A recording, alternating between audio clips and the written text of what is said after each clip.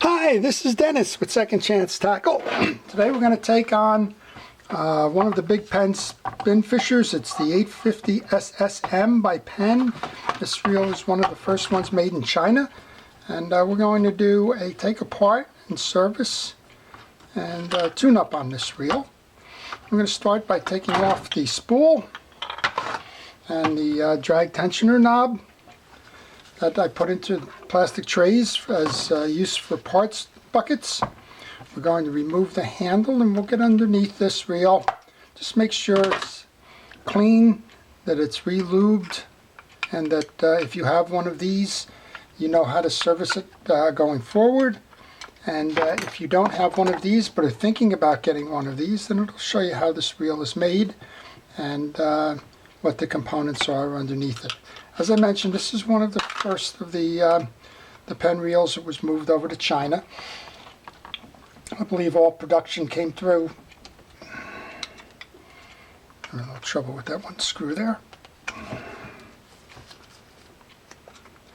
All production was moved over to China for these reels in 2005. There you go. If that persisted, if I didn't get it on that turn, I was going to use some penetrating oil. Around 2005, so my guess is this reel probably 7 or 8 years old. They've changed the design and casing on these as well. They've gone to the Spinfisher, different versions. I guess we're up to Spinfisher 6 now. But this one is a solid reel. It's a good performer. It's the highest capacity of the line, the 8500. More common would be the 7500, and the most versatile of them would be the 5500, which can go inshore, bay, deep lakes, and so on. This one would be more of a trolling reel or a surf reel. What we're seeing here is a very clean reel.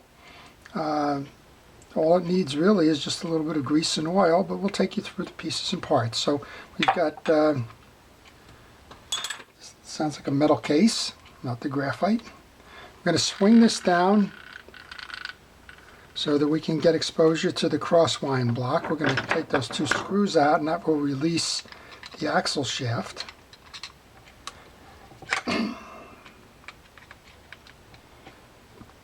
Nice reels overall, still simple in design. Not a lot of moving parts, not all the ball bearings that you see on today's reels. Not a problem. Some of the best reels in the world have 3 ball bearings, one on each side of the main gear and one up top on the rotor. And a lot of folks ask, how many ball bearings should a reel have? I think that's the answer. I mean, we go all the way back to the Daiwa 7000Cs, which were back in the early 80s, and they had 3, and they're lasting today and in fine stead. All right, the axle shaft is out when you can remove those two.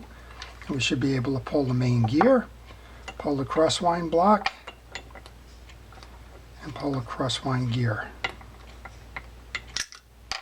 That's it. So this reel just needs a little bit of grease, a little bit of cleanup, and we'll get that right back together there.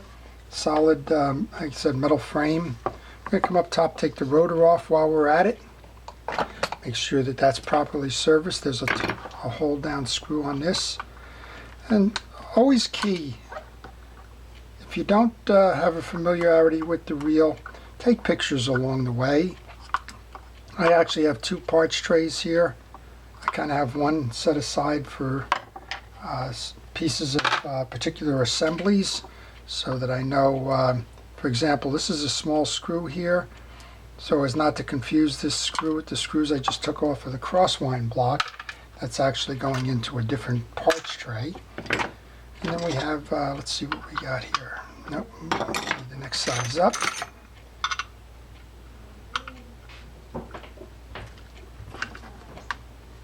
Okay. I'm going to remove the rotor here and just check underneath. Make sure everything's okay there. I don't expect to see any issues. We have a collar that's holding down the main gear. Now normally, if you saw a lot of dirt and grease and grime, you would pull these 3 screws, pull the pinion shaft, and go ahead and do the cleaning there. But this one is so clean, not needed. So what we're going to do is just take some reel oil. In this case, it's Reel X, which is a synthetic fishing reel oil. And I'm just going to load from top and bottom on that. And then we're just going to grab some blue grease here. I use Penn Precision reel grease for this. Now it just happens that I'm working on a Penn reel, but use fishing reel grease. It doesn't matter what manufacturer it is for that reel grease. Just make sure that it's a fishing reel grease so that it has the right components to it. I got a question the other day that asked me, can I use Cal's Universal Dry Grease on the reel? Yes, you can. No problems with that. Again, make sure it's designed for fishing reels. If it's not, there's a chance that that grease could break down prematurely and cause a problem with the maintenance of the lubrication. So there we go. We're just putting a little bit on the couple of different teeth on the main gear and a little bit on the crosswind drive. I'll go ahead and grab that crosswind block then. Again, it's clean, so all it really needs is a little bit of lubrication on both sides. Just like that, we can reinstall. We got a burring in the side plate assembly there, so let's go ahead.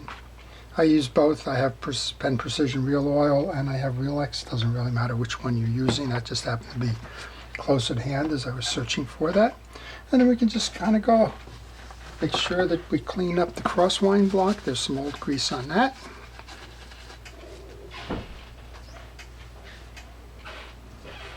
Got some fresh grease there. Go ahead and put that in then. Go ahead and install the main gear over that.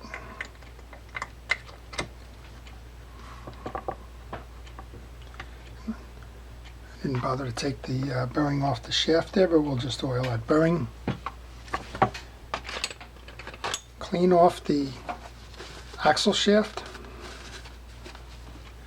Put a little bit of blue grease onto that. Don't put too much on here because if you just kind of glob it on when you go to put it through your rotor, it's just going to bunch up there. So we've taken care of oiling that. There's nothing on the back side here.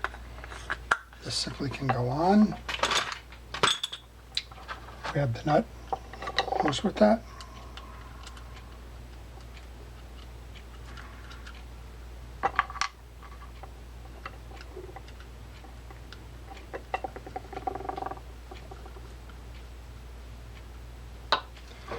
And grab the wrench, tighten that down. We had the Loctite that went on top of that. And I have a little set screw.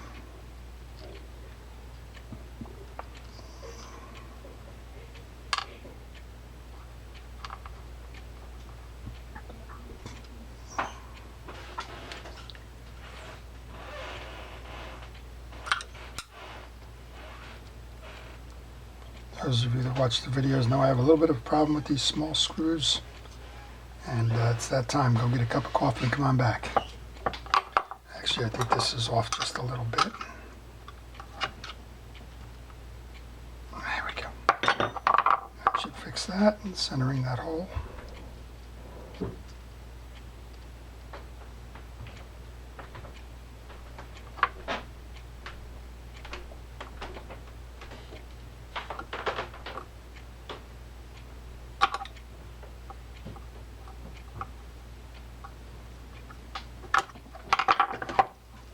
Well, at least I got it started.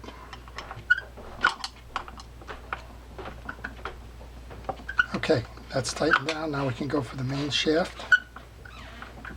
The axle shaft goes through. There's a flat section of that axle shaft there, so that goes in and mates to the bottom of the crosswind block.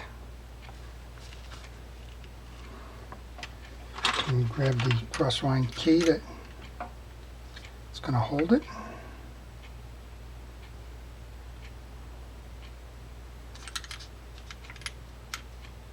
Two more of my favorite little screws. Now, one of the things that I found, somebody suggested it works great. Put a little bit of grease on the tip of your screwdriver. That tends to hold the screw while you try and get it into the slot here. Got one started. Let's go do the other one while we're at it. And again, if you have that parts tray, it makes it very convenient to just reach in there knowing that that's where your pieces and parts are. Some folks like to lay them out on the desk and tables. That's fine too. This time around the grease didn't work as well. But we'll get it going, we always do. There we go. Now that this started, I'm just going to drive this home with the other screwdriver.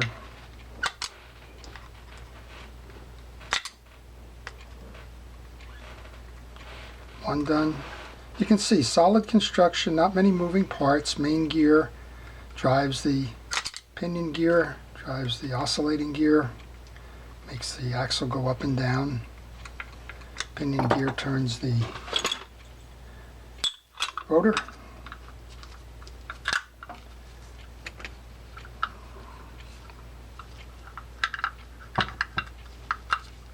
Just want to get this seated properly now. There we go. Don't force anything. If you're not hearing it close, just be patient. Just get it all seated right. Now these side screws are all the same size. One of the things I emphasize when I go through this is make sure that they're all the same size as you go taking them out, because if you have one that's shorter than the other and you try and put the long one into the short hole, you're going to break something. That long short definitely holds true on Shimano reels. A lot of the ones that have those bump caps in the end, this one does not have a bump guard on it. It has a different piece on the bottom here, but it's also a metal frame, so you're not worried about shattering the graphite, which most modern day reels are made with the graphite frames.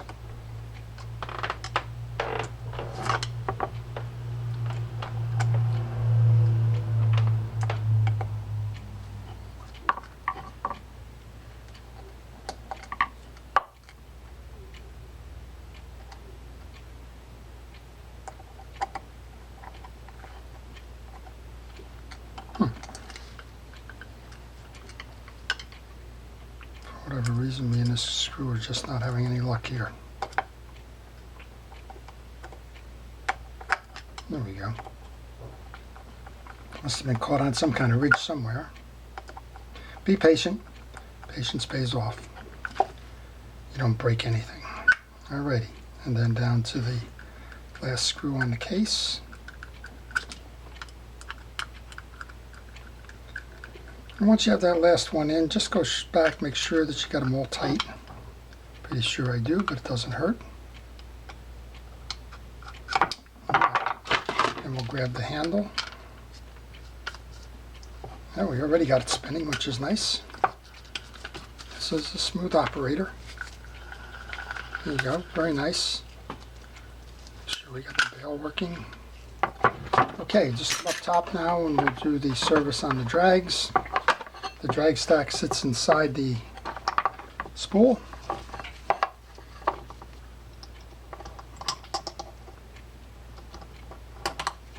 It's held in by a clip. Don't lose that clip.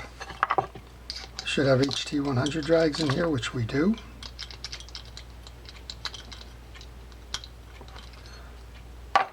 Just pulling them out by pin, trying to keep them in the right order. Now the first one here is a Teflon drag, so there's no action required on that. The channel is clear. If it wasn't clear, you could wipe that out with a paper cloth. We have two HT100s here. I'm going to put a little bit of drag grease on that. I use a Cal Universal Drag Grease. I just dipped it in the grease and I'm spreading it with my gloved hand. In the middle goes this octagonal or hexagonal, whatever, washer. Up top you can see the Cal's grease. I'm just going to spread that around. You just want to coat it. You don't want to glob it on. If it had too much on it, you can use a paper towel to wipe it off. Alright, so we're pretty much set on this now. And top washer goes in, the clip goes back on. This is a spring. Hold it down. Make sure that you don't shoot that clip. Make sure that that clip is seated into the groove. That clip doesn't do anything but hold the drags in place there. This is the jag adjuster knob is what does all the work. So I'll go ahead and put that back on, test to make sure that we've got it tight, which we do. And there you go. So in about 15 minutes, you can tune up your Penn Spinfisher 850 SSM, and it's ready to go fishing again. So I'm just going to drop a little bit of oil on both sides of the bail assembly arms, and drop a little bit of oil onto the line roller, and that's it. So if you have one of these, you just saw how easy it is to tune this thing up. If you thinking about buying one, you saw that it's quality components, wrapped in a metal shell, heavy duty, bigger ocean fishing, trolling, or larger fish. And if you're interested in that market, that's a good place to start. So I hope you've enjoyed it. This is Dennis with Second Chance Tackle. Thank you for watching.